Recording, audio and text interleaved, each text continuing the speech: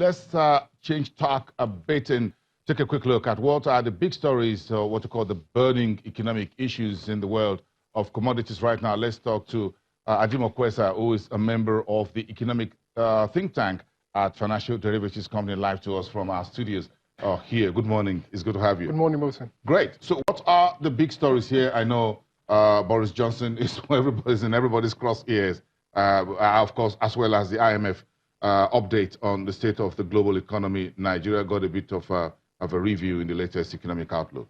What's your reading? Yes, indeed. Yeah, the IMF's July World Economic Outlook was released recently, and what we saw there was the IMF downgraded or cut global growth forecast 3.2%, the lowest since the financial crisis. They also, in the same vein, also raised Nigeria's growth forecast for 2019 by 0.3 percentage points to 2.3% in 2019. So that's the positive.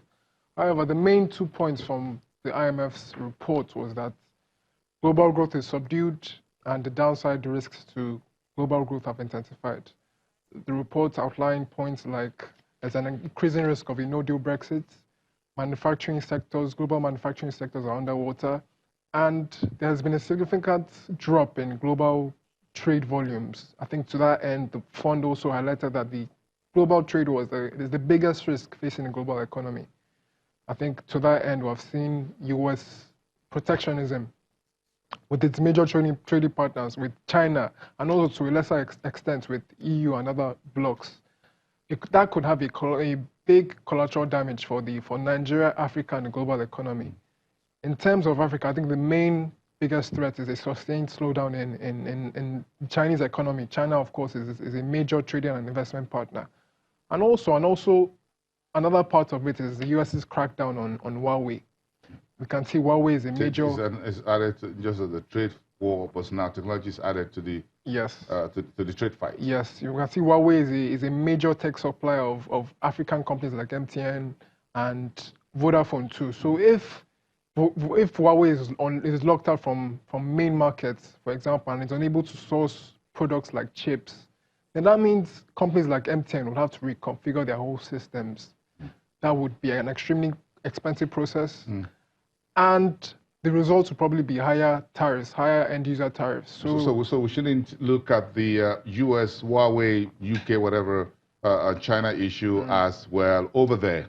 Yes. It's actually it's affecting us. Also, another main point, the rollout of 5G technology. 5G technology is billed as the technology of the future. It would be a huge game changer. Huawei is spearheading that process in Africa. If its ability to roll out 5G technology in Africa is compromised, then Africa's economic development would significantly slow. So we have to take a look at that too. Let's step into the agro market, agro industry. What's the big story, or what's the story around garlic production in Nigeria? I'm sure with a lot of folks looking at their health these days, you have some garlic in sauces, in some folks put it in tea and things like that. So it's beginning to take a front burner, even though some folks don't like the aftertaste and the odor. And the smell can be deemed as repugnant. Very, really odious. Exactly, but I think garlic is widely consumed in Nigeria. It has a variation of uses, like for seasoning, for industrial use, and also for medicinal uses too. Although our production is insignificant, we just produce 1,000 tons, but there's significant capacity to expand our production.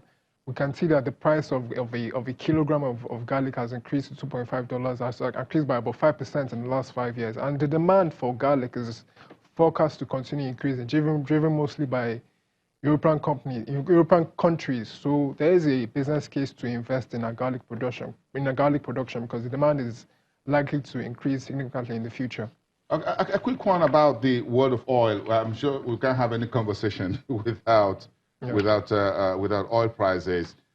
This one is still slightly above $63 a barrel, going by Bloomberg data. So are we likely to see this a bit sustainable despite the U.S. inventories, which is significantly lower? Is there any idea that Brent could go higher?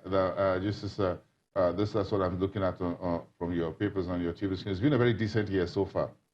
year to date in terms of for Brent and even for WTI. Yes, it is. It has been a very decent year. It's been up to date over 10% to 15% year to date. But I think what we're saying is that this Middle East tensions, the risk between the US, Iran, and the West, is providing a floor for oil prices. But at the same time, we're seeing these risks of weakening economic growth, but just in relation to this IMF report, which is providing a ceiling on oil prices. So all the struggle to make significant headway in at least for this 2019 and probably most of 2020, unless there's a significant event happening, per se, a war in the Middle East or something dramatic like that. No, we don't want no war. We don't want that. No, we don't want no war. Whatever that will mean for yes, oil prices. But to be fair, war is never good. Yeah, to be fair, at this price, $63, $64 is very comfortable for both oil exporters and oil consumers. Yeah, so fine. We can deal with the rhetorics and the drum beats, but we don't want the real weapons getting fired. Of course. Innocent people.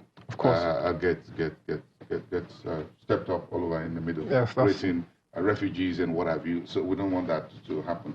That's the last thing we want. But if they keep tweeting at each other and all of that, we can't do that. Okay. Have a great day. Thank you so much, and enjoy the rest of your week.